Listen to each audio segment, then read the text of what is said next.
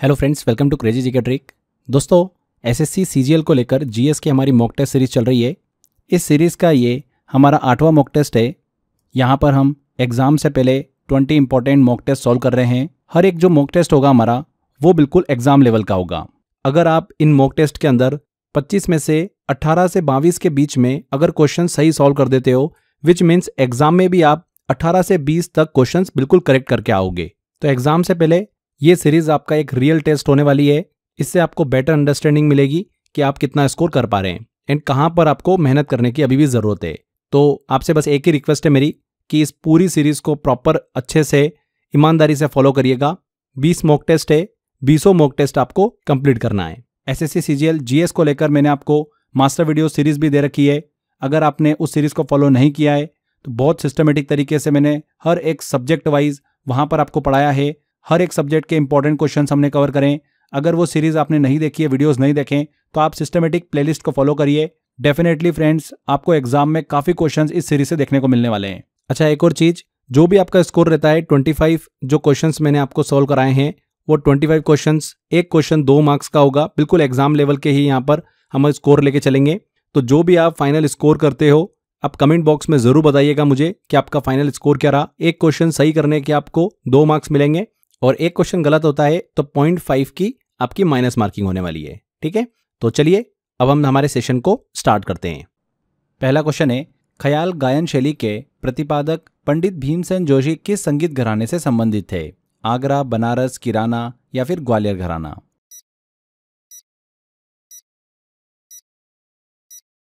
तो पंडित भीमसेन जोशी की बात करें, भारत के प्रमुख हिंदुस्तानी क्लासिकल वोकलिस्ट थे, शास्त्रीय गायन कलाकार थे। उनकी गायकी ख्याल स्टाइल पर आधारित थी, जिसमें राग का धीरे धीरे विस्तार और स्वर की शुद्धता को बहुत ही इंपॉर्टेंस दिया जाता है। वो किराना घराने से जुड़े थे, जिसे उस्ताद अब्दुल करीम खान और उस्ताद अब्दुल वाहिद खान ने स्थापित किया था। पंडित भीमसेन जोशी को 2008 में भारत रत्न से सम्मानित किया गया था। तो किराना घराने से संबंधित थे। भारतीय संविधान में 9वीं अनुसूची कब जोड़ी गई थी? पहले संविधान संशोधन, 8वें संविधान संशोधन, 9वें संविधान संशोधन या फिर 42वें संविधान संशोधन द्वारा?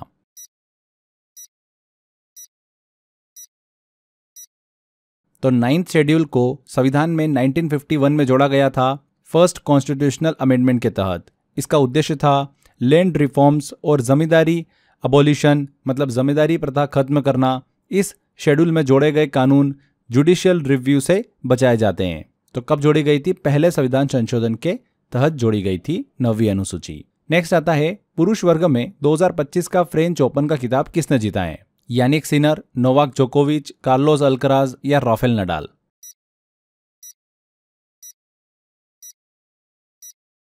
तो 2025 का फ्रेंच ओपन बहुत ही चर्चा में रहा, सुर्खियों में रहा, क्योंकि इतिहास का सबसे लंबा फाइनल हमको फ्रेंच ओपन 2025 में देखने को मिला। ये फाइनल हुआ था कार्लोस अल्कराज और जेनिक सिनर के बीच में, और विनर कौन रहे हैं? कार्लोस अल्कराज विनर रहे हैं। एक और चीज़ ध्यान रखिएगा, अभी रिसेंटली जो विंबलडन खत्म हुआ है, विंबलडन में 2025 में भी फाइनल में पुरुष वर्ग की बात कर रहे हैं हम, तो जेनिक सिनर और कार्लोस अल्कराज ही फाइनल में थे। बट यहाँ पर जेनिक सिनर जो है वो विनर रहे हैं। पहली बार जेनिक सिनर ने विंबलडन का खिताब अपने नाम किया है। तो काफ़ी इंपॉर्टेंट क्वेश्चन है, अभी आपको एग्जाम में देखने को मिल सकता है। अच्छा, एक और इंपॉर्टेंट चीज़ ध्यान रखिएगा, ऑस्ट्रेलिया ओपन 2025 की बात करें, जो कि साल का पहला ग्रैंड स्लैम होता है, वो खिताब भी जेनिक सिनर ने ही अपने नाम किया है। तो अभी 3 ग्रैंड स्लैम हो चुके हैं 2025 के अंदर, ऑस्ट्रेलिया ओपन, फ्रेंच ओपन और Wimbledon. French open Carlos Alcaraz ने जीता है, बाकी दोनों जेनिक सिनर ने जीते हैं। और 2024 ऑस्ट्रेलिया ओपन से बात करें हम पिछले साल से, तो ये दोनों ही लगातार खिताब जीत रहे हैं, तीसरा और कोई भी नहीं है पिक्चर में। तो कभी एग्जाम में क्वेश्चन आए तो इन दोनों नाम में से ही आपको टिक करना है। अगर आप कभी मान लो भूल भी गए तो किसी तीसरे को मत टिक कर देना, एटलीस्ट इन दोनों में से कोई एक टिक करना आप। अगला क्वेश्चन लेते हैं, न्यायमूर्ति जगदीश सिंह खेर को पद्म विभूषण से सम्मानित किया गया, वह भारत के कौनसवें मुख्य न्यायाधीश थे? 40वें, 42वें, 44वें या 46वें?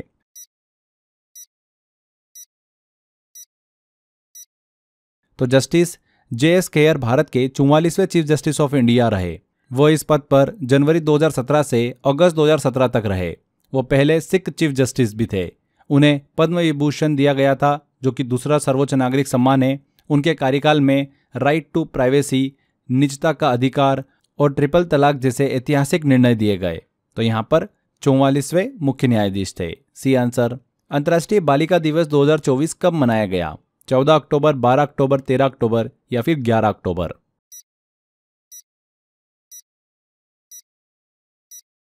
तो international day of the girl child की बात करें अंतर्राष्ट्रीय बालिका दिवस की, तो हर साल 11 अक्टूबर को मनाया जाता है। इस दिन को यूनाइटेड नेशन जनरल असेंबली ने 2011 में घोषित किया था। पहली बार यह दिवस 2012 में मनाया गया। इसका उद्देश्य सिंपल यही है कि लड़कियों को एम्पावर करना, सशक्त बनाना, उनके राइट्स एंड एजुकेशन को बढ़ावा देना। तो 11 अक्टूबर को अंतर्राष्ट्रीय बालिका दिवस सेलिब्रेट किया जाता है। नेक्स्ट है, हरिप्रिया नंबूदिरी किस भारतीय शास्त्रीय नृत्य की प्रतिपादक हैं? कुचिपुड़ी, ओडिसी, भरतनाट्यम या कथकली?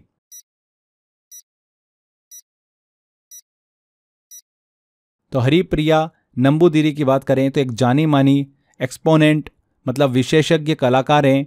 कथकली डांस केरल का जो पारंपरिक नृत्य है उससे संबंधित है।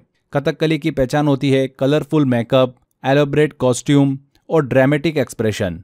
ये डांस फॉर्म पारंपरिक रूप से पुरुषों द्वारा किया जाता है, लेकिन हरिप्रिया नंबूदिरी ने इसमें महिला पात्रों को और भी बखूबी निभाया है। यहाँ पर कथकली करेक्ट होगा। यहाँ पर दोस्तों आगे अगला क्वेश्चन लें उससे पहले छोटी सी इन्फॉर्मेशन आप सभी के लिए। एसएससी सीजीएल की आप तैयारी कर रहे हो एग्जाम की, उसके लिए स्पेशल पैकेज हमने लॉन्च किया आपके लिए, जिसमें हमने आपको 10,000 जीएस के वन लाइनर दिए हैं, मैथ्स टॉपिक वाइज ई बुक प्रोवाइड करिए, रीजनिंग की टॉपिक वाइज ई बुक दिए, इंग्लिश की टॉपिक वाइज ई बुक दिए, प्रीवियस ईयर जो क्वेश्चंस हैं एसएससी के 2023, 2022, 2024 इन सब ईयर का हमने आपको एक प्रॉपर एनालिसिस करके दिया है, जिससे आपको आइडिया लगेगा कि किस तरीके के क्वेश्चन, किस टॉपिक से ज़्यादा क्वेश्चंस पूछे जाते हैं। 30 मॉक टेस्ट हमने आपको दिए हैं, लास्ट 2 ईयर का करंट अफेयर दिया है इस पैकेज में, मैराथन पीडीएफ हमने आपको प्रोवाइड करी है। ये सारा 350 रुपये के आसपास की प्राइसिंग होती है, जो कि आपको सिर्फ स्पेशल ऑफर में 49 रुपीज़ में मिल रही है। तो इस पैकेज को लेंगे, ये सारा कंटेंट आपको मिल जाएगा।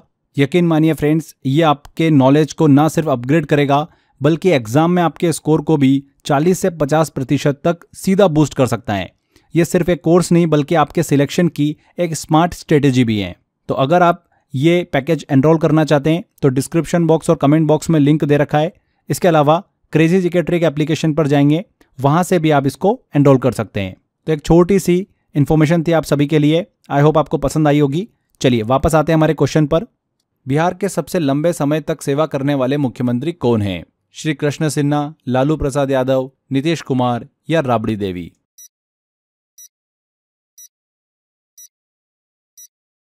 तो नीतीश कुमार सबसे लंबे समय तक सेवा करने वाले चीफ मिनिस्टर बन चुके हैं। हालांकि श्री कृष्ण सिन्हा का लगातार कार्यकाल ज़्यादा लंबा था, लेकिन कुल कार्यकाल में नीतीश कुमार आगे हैं। उन्होंने सन 2000 में पहली बार 7 दिनों के लिए पद संभाला था और फिर 2005 से लेकर अब तक कई कार्यकाल पूरे कर चुके हैं। तो नीतीश कुमार यहाँ पर करेक्ट होगा। WHO द्वारा प्री क्वालिफाइड TAK 003 किस बीमारी की वैक्सीन है? ऑप्शन है एड्स, डेंगू, चिकन पॉक्स या टीबी।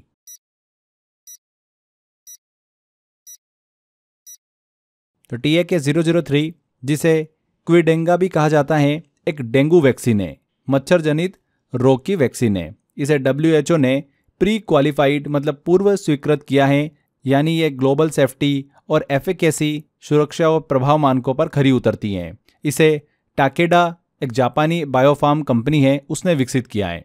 यह डेंगू के चारों सेरोटाइप्स वायरस के प्रकार से बचाव करती हैं। तो डेंगू की वैक्सीन है, B answer. Women's Asian hockey championship 2024 का खिताब किस देश ने जीता है? भारत, चीन, जापान या फिर मलेशिया?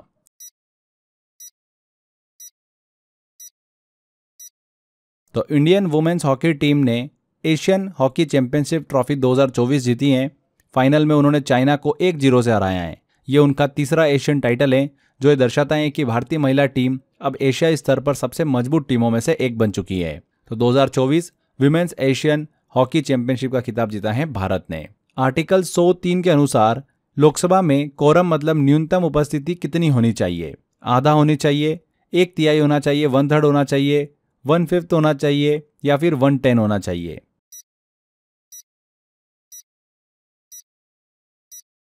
तो कोरम का मतलब यही होता है न्यूनतम उपस्थिति। लोकसभा में मीटिंग तभी वैलिड मानी जाती है जब कम से कम 1/10 सदस्य उपस्थित हो। फॉर एग्जाम्पल लोकसभा में टोटल 545 सदस्य हैं तो कोरम कम से कम 55 सदस्य होगा। अगर कोरम नहीं होता है तो हाउस की कार्रवाई रोक दी जाती है या फिर स्थगित कर दी जाती है। तो 1/10 यहाँ पर डी आंसर। 1897 में खोजा गया पहला विटामिन बी कौन सा था जो ऊर्जा उत्पादन में मदद करता है? Essential for energy production. Option है थायमिन, फोलेट, राइबोफ्लेविन या फिर बायोटिन।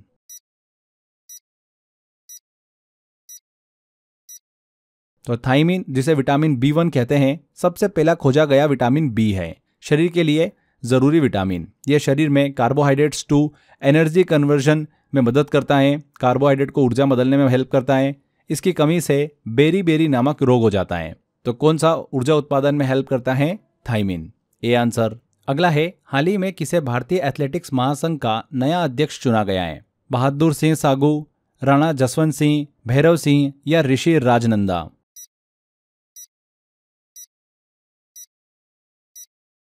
तो बहादुर सिंह सागू को हाल ही में AFI athletics federation of India का अध्यक्ष नियुक्त किया गया है। उन्होंने पूर्व अध्यक्ष आदिल सुमरीवाला की जगह ली है।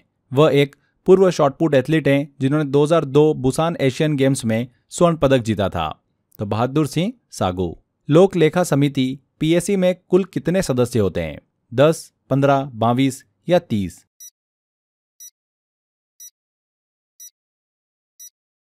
तो PSC पब्लिक अकाउंट्स कमेटी की बात हो रही है। इसमें 15 सदस्य लोकसभा से और 7 राज्यसभा से होते हैं। इसका कार्य होता है सरकारी खर्चों की समीक्षा और केग रिपोर्ट को देखना। यह समिति संसद की स्टैंडिंग कमेटी होती है। कितने होते हैं? 15 + 7 हो गए 22। C answer. निम्न में से कौन इंग्लिश चैनल अकेले तैरकर पार करने वाले सबसे उम्रदराज भारतीय हैं? सिद्धार्थ अग्रवाल, विनायक सिंह, रचित पांडे या कमल पुरोहित।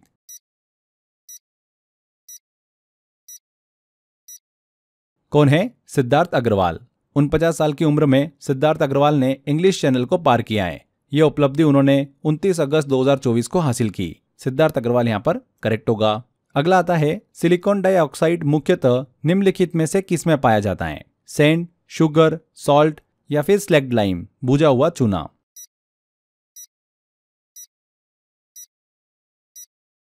तो सिलिकॉन डाइऑक्साइड की बात करें, SiO2, ये बालू में पाया जाता है और यह क्वार्ट्ज का मुख्य घटक है। इसका उपयोग कांच और इलेक्ट्रॉनिक्स में होता है। तो किस में पाया जाता है? बालू, सैंड में।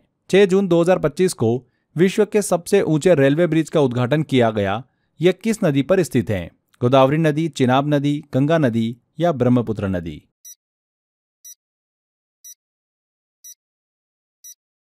तो विश्व के सबसे ऊंचे रेलवे ब्रिज का हाल ही में उद्घाटन हुआ है। ये ब्रिज जो है किस नदी पर बना हुआ है? चिनाब नदी पर। चिनाब नदी पर बना यह पुल 359 मीटर ऊंचा है, एफिल टावर से भी ज्यादा ऊंचा है।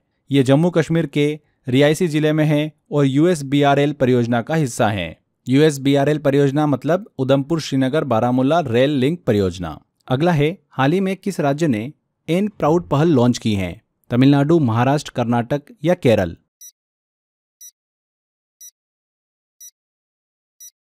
तो एन प्राउड का फुल फॉर्म है new program for removal of unused drugs. ये पहल घरों में पड़ी अप्रयुक्त एक्सपायर्ड दवाओं के डिस्पोजल के लिए है। किसने लॉन्च करी है?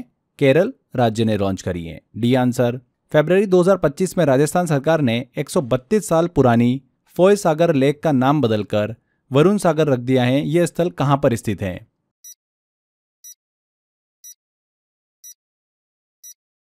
कहां पर स्थित है ये झील अजमेर जिले में स्थित है और अब इसका नाम वरुण सागर रख दिया गया है। B answer.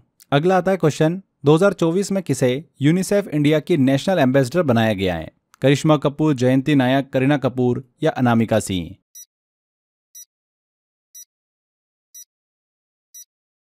तो करीना कपूर खान को यूनिसेफ इंडिया का नेशनल एम्बेसडर नियुक्त किया गया। वह बच्चों के अधिकारों, खास करके अर्ली चाइल्ड डेवलपमेंट, स्वास्थ्य, शिक्षा एंड जेंडर इक्वालिटी को बढ़ावा देने में यूनिसेफ का सहयोग करेगी। यूनिसेफ यूनाइटेड नेशन की एक एजेंसी है जो दुनिया भर में बच्चों के लिए काम करती हैं। तो करीना कपूर सी आंसर। निम्नलिखित में से कौन भारतीय राष्ट्रीय कांग्रेस के अध्यक्ष कभी नहीं रहे? BG तिलक, SC बोस, GK गोखले या फिर एनी बेसेंट।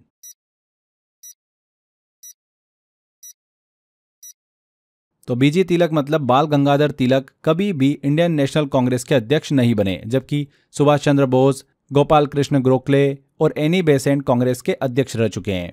तो बीजी तिलक। उस तत्व एलिमेंट की परमाणु संख्या क्या है, एटॉमिक नंबर क्या है, जिसका नाम भौतिक विज्ञानी नील्स बोर के नाम पर रखा गया है? 117, 107, 113 या फिर 101?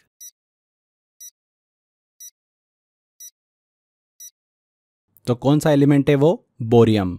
ये एक सिंथेटिक एलिमेंट है जिसका नाम प्रसिद्ध भौतिक विज्ञानी नील्स बोर के नाम पर रखा गया है। इसका एटॉमिक नंबर है 107, 107 और ट्रांजिशन मेटल ग्रुप में ये देखने को मिलता है। तो 107 यहाँ पर बी आंसर। 2025 में लॉन्च किए गए एंटिटी लॉकर डिजिटल प्लेटफॉर्म को किस मंत्रालय द्वारा विकसित किया गया? गृह मंत्रालय, इलेक्ट्रॉनिक्स और सूचना प्रौद्योगिकी मंत्रालय, वित्त मंत्रालय या फिर वाणिज्य और उद्योग मंत्रालय?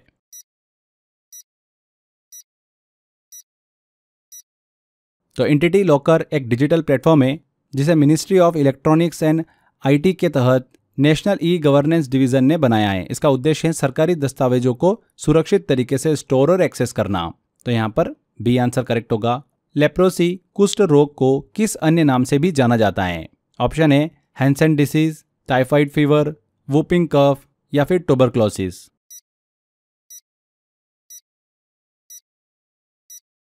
तो लेप्रोसी कुष्ठ रोग को वैज्ञानिक रूप से हैंसन डिसीज भी कहा जाता है।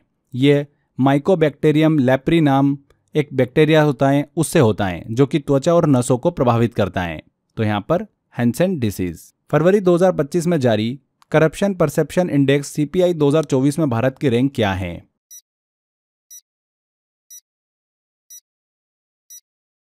तो ट्रांसपेरेंसी इंटरनेशनल द्वारा जारी सीपीआई 2024 में भारत की रैंक रही है 96। 2023 में ये भारत की रैंक थी 93, यानी 3 स्थान भारत नीचे किसका है? टॉप रैंक पर हैं डेनमार्क, फिनलैंड और फिर आता है सिंगापुर। यहाँ पर सी आंसर। नेक्स्ट लेते हैं, भारत में कुल कितने बायोस्फीयर रिजर्व हैं? 16, 18, 19 या 17?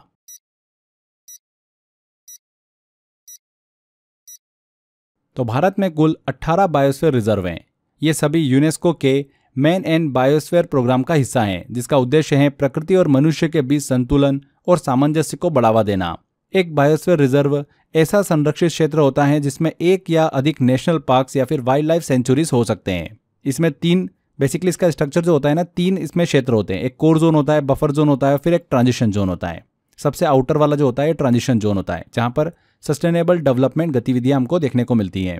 बफर जोन ये जो होता है कोर जोन के आसपास होता है और टूरिज्म, एजुकेशन और रिसर्च के लिए होता है। एंड कोर जोन जो होता है सबसे अधिक संरक्षित क्षेत्र होता है, किसी मानवीय गतिविधि की अनुमति यहाँ पर नहीं होती है। यहाँ पर बी आंसर सही होगा, 18 बायोस्फीयर रिजर्व हैं। तो यहाँ पर हमारा ये टेस्ट कंप्लीट होता है। जो भी आपका स्कोर रहा है इस टेस्ट के अंदर, 25 में से आपने कितने क्वेश्चन सही करे हैं? जितने भी क्वेश्चन आपने सही करें उसमें 2 का मल्टीप्लाई हो जाएगा, क्योंकि एक क्वेश्चन 2 मार्क्स का है। एंड जितने क्वेश्चन आपने गलत करें उसकी 0.5 की माइनस मार्किंग होगी।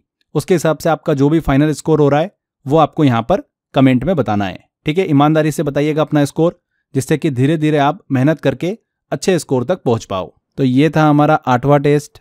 आई होप आपको मज़ा भी आया होगा एंड जहाँ पर आपकी गलती हो रही है वो पॉइंट भी आपको समझ में आया होगा। बस ऐसे ही लगातार अच्छे से मेहनत करते रहो। एसएससी सीजीएल को लेकर लास्ट टाइम रिवीजन के लिए मैंने आपको 100 आवर जीएस का मेरा कोर्स दे रखा है, उसको अच्छे से पढ़ते रहो, रिवीजन करते रहो फ्रेंड्स। सिस्टमेटिक तरीके से to the point exam oriented content मैंने आपको प्रोवाइड कर रखा है।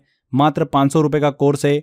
बहुत सारे बच्चों ने लिया है कोर्स वो, और लगातार अच्छे से पढ़ रहे हैं। बस ऐसे ही पढ़ते रहो। जिन भी स्टूडेंट्स ने नहीं लिया है, डिस्क्रिप्शन बॉक्स और कमेंट बॉक्स में लिंक दे रखा है, वहां पर क्लिक कर आप कोर्स को एनरोल कर सकते हैं।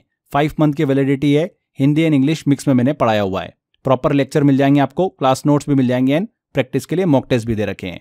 इसके अलावा ज्वाइन करने का जो ऑप्शन है वो क्रेजी जीके ट्रिक एप्लीकेशन पे भी आपको मिल जाएगा। आप एप्लीकेशन ओपन करेंगे, फाउंडेशन कोर्स वाला आपको ऑप्शन दिखेगा, इसमें जाएंगे तो कोर्स बाय अक्षय सर है फोल्डर, इसमें आप जाकर ज्वाइन कर सकते हैं। तो आज के सेशन को यहीं एंड करते हैं। आई होप आपको वीडियो अच्छा लगा है। ज़्यादा से ज़्यादा वीडियो को शेयर कर दीजिएगा एंड कमेंट करके ज़रूर बताइएगा कि वीडियो कैसा लगा। आपने अभी तक फ्रेंड्स अगर चैनल को सब्सक्राइब नहीं करा है तो सब्सक्राइब कर लीजिए, क्योंकि ऐसे ही बहुत ही informative and to the point exam oriented content मैं आपके लिए लेकर आता रहता हूँ। तो मिलते हैं अगले वीडियो में। Till then bye bye.